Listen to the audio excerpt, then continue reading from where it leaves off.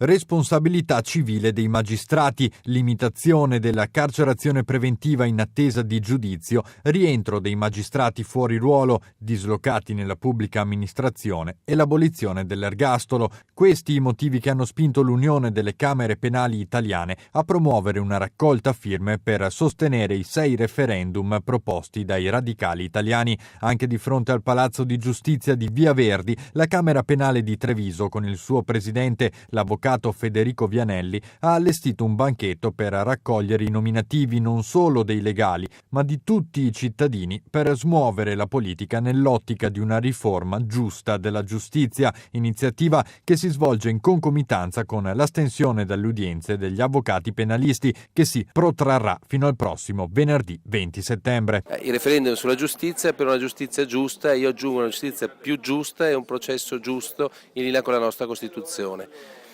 Separazione delle carriere dei magistrati, abolizione dell'ergastolo, magistrati fuori ruolo che devono tornare a fare il loro lavoro nei tribunali, riduzione della custodia cautelare che deve rimanere un'extrema ratio, come previsto dal nostro codice, e responsabilità civile dei magistrati. Ognuno deve rispondere delle proprie azioni e anche quindi i signori magistrati. Una riforma strutturale, non una riforma a flash, a spot. E quindi auspichiamo anche con questa battaglia referendaria, noi come Camere Penali Italiane, insieme ai radicali italiani, di dare una mano effettivamente, efficacemente a una riforma strutturale della giustizia, per una riforma e per una giustizia più giusta.